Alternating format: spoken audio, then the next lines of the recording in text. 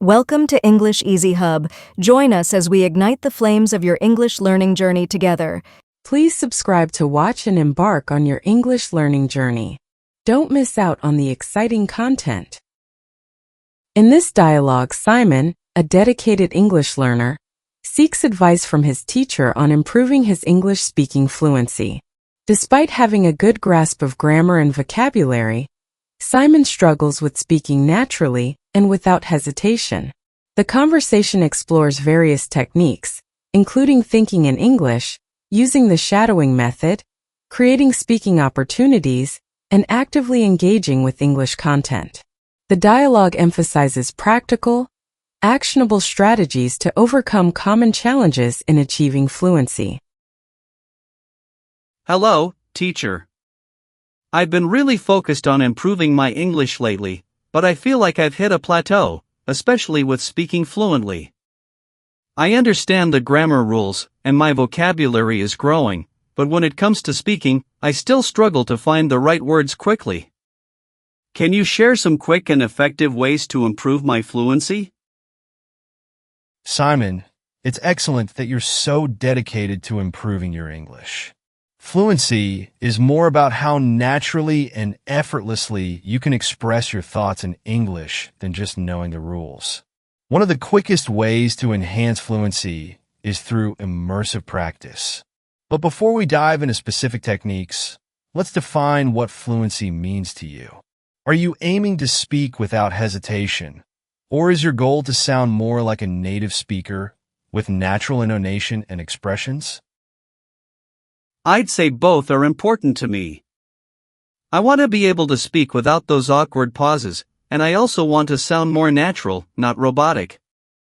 Sometimes, I find myself translating from my native language into English, which slows me down and makes my speech less fluid. How can I stop translating in my head and start thinking directly in English? That's a common challenge, Simon. To move away from translating, you need to immerse yourself in English to the point where you start thinking in the language naturally. One effective method is to internalize English by using it throughout your day, not just during study sessions. For example, try narrating your daily activities in English, even if it's just in your mind. This practice will help you get used to forming thoughts directly in English, which over time will reduce your reliance on translation. That's a good idea. I sometimes try to think in English, but when I hit a word I don't know, I get stuck. Should I pause and look up the word, or is it better to keep going and use simpler language instead? It's about striking a balance, Simon. When you're in a conversation, it's usually better to keep the flow going, even if it means using simpler language. The goal is to communicate your ideas smoothly. However, when you're practicing alone, it's beneficial to pause, look up the word, and understand its usage. This way, you're expanding your vocabulary without disrupting your fluency during real conversations. Over time, you'll find yourself using more complex vocabulary naturally. I see, so fluency is about communication first, and expanding vocabulary can come with practice. I've also heard about shadowing as a technique to improve fluency. Have you used it before, and do you think it's effective? Yes, shadowing is a powerful technique. It involves listening to a native speaker and trying to mimic their speech in real time. This helps improve both your fluency and pronunciation by forcing you to think and speak quickly, mirroring the natural rhythm and intonation of English. Start with materials that are at your level or slightly above, and then gradually move on to faster, more complex content as you improve. The key is consistency. Even a few minutes of shadowing each day can make a significant difference over time. I've tried shadowing a bit, but I find it difficult to keep up with faster speakers, especially when they use colloquial expressions or slang. Should I slow down the audio, or is it better to challenge myself with the original speed? It's perfectly fine to start with slower speeds, Simon. The goal at first is to build your confidence and get comfortable with the process. As you improve, gradually increase the speed to match the original pace. Repetition is also crucial.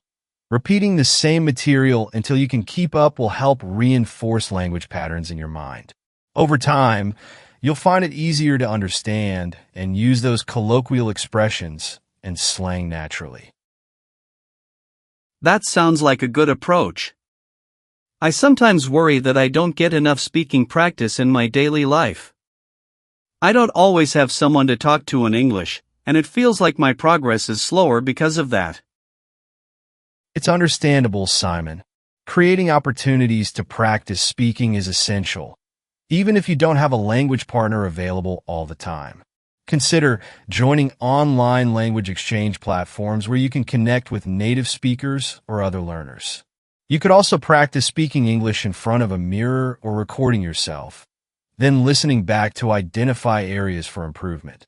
The key is to make speaking a part of your daily routine, even if it's just for a few minutes each day. The more you practice, the more natural it will become. I'll definitely look into that. I've also noticed that when I'm nervous, especially in front of native speakers, I tend to stutter or lose my train of thought. How can I overcome that nervousness and speak more confidently?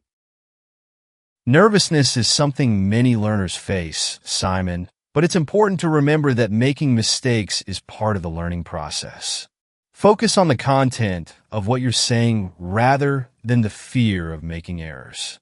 Native speakers are usually patient and understanding, especially when they know you're learning. To build confidence, start by practicing in low-pressure environments, like with a close friend or alone, and gradually expose yourself to more challenging situations. Visualization techniques, where you imagine a successful conversation, can also help reduce anxiety. Over time, your confidence will grow as you become more familiar with speaking English. I'll try those techniques.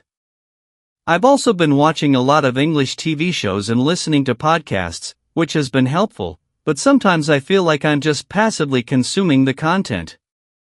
How can I make this more active so that it actually improves my speaking fluency? That's a great observation, Simon. To make your listening practice more active, try pausing the content and repeating key phrases or summarizing what you just heard in your own words. You can also ask yourself questions about the content or predict what will happen next.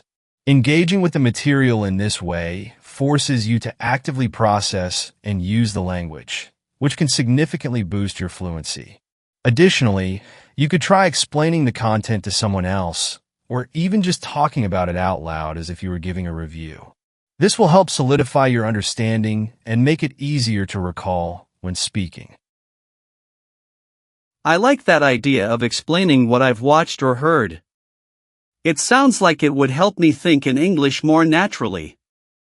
Do you have any other tips for integrating English more into my daily life? Certainly, Simon. One effective strategy is to set specific, measurable goals for your English practice. For example, aim to learn 5 new phrases each week, or commit to speaking for 10 minutes every day. Regularly reviewing what you've learned is also crucial. This reinforces the language in your memory and makes it easier to use in conversation. Additionally, try to incorporate English into your hobbies. If you like cooking, follow English recipes. If you enjoy reading, choose English books or articles. The idea is to make English a natural part of your daily activities, so it becomes second nature to you. I see, so the key is consistency and making English a part of my life, not just something I study. I've heard that interacting with native speakers is the best way to improve fluency, but I'm worried about not being understood or making too many mistakes. How can I get past that fear? That's a valid concern, Simon. It's important to remember that communication is the primary goal, not perfection. Native speakers are usually more focused on understanding your message than on the occasional mistake. To build your confidence, start with situations where you feel more comfortable, like ordering food at a restaurant or asking for directions. Over time, gradually push yourself into more complex interactions. The more you expose yourself to real-life conversations, the more you'll realize that most people are patient and supportive, especially when they see you're making an effort. I'll keep that in mind. It's reassuring to know that native speakers are usually understanding. I'll try to focus more on getting my message across rather than stressing over every little mistake. Thank you for all these insights, teacher. They've really helped clarify my path to improving fluency. You're very welcome, Simon. Remember, the journey to fluency is a gradual process, and it's important to be patient with yourself. Keep practicing consistently, stay curious, and don't be afraid to make mistakes. They're stepping stones to progress. You're on the right track, and with time, you'll see significant improvement. I'm here to support you every step of the way. Thank you, teacher. I feel much more motivated now and have a clearer strategy to follow. I'll start implementing these techniques immediately and keep you updated on my progress. I look forward to hearing about your progress, Simon. Keep up the great work, and most importantly, enjoy the learning process.